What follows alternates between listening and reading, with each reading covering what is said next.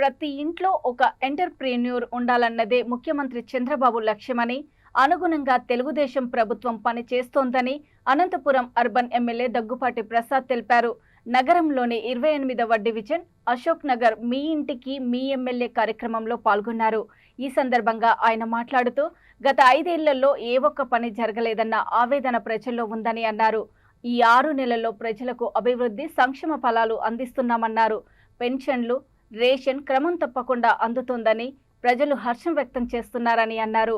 మరోవైపు ప్రతి ఇంట్లో చదువుకున్న వారికి ఉద్యోగ, ఉపాధి అవకాశాలు కల్పించడంతో పాటు వారే ఒక పారిశ్రామికవేత్తగా మారే అవకాశాన్ని ప్రభుత్వం కల్పిస్తోందని అన్నారు. ఇందుకోసం 6 ఇండస్ట్రీస్ పాలసీలు తీసుకొచ్చిందని అన్నారు.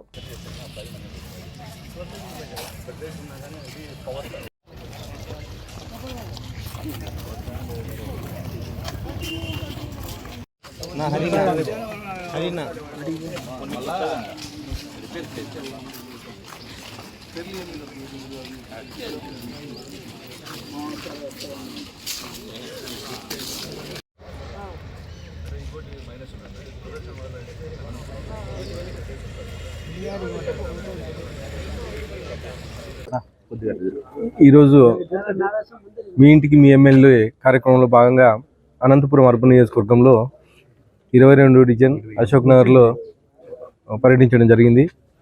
దీనిలో భాగంగా ఇక్కడ గత ప్రభుత్వంలో ఏమీ చేయలేదని చెప్పేసి చెప్తా ఉన్నారు. మేము వచ్చిన 6 నెలల కాలంలోనే ఇంటింటికి పెన్షన్లు అయితే ఏమి, అలాగే రేషన్ అయితే ఏమి, ఎక్కడ ఏ లోటుపాట్లు లేకోకుండా సప్లై చేయడం జరుగుతుంది. దానిలో భాగంగా ఇక్కడ ఖచ్చితంగా వస్తున్నాయా లేదా అని వెరిఫికేషన్ కానీ మా పంచాయతీ, మా సచివాలయం సిబ్బంది, అలాగే మున్సిపల్ సిబ్బంది అంతా చెక్ చేస్తూ ఉన్నారు.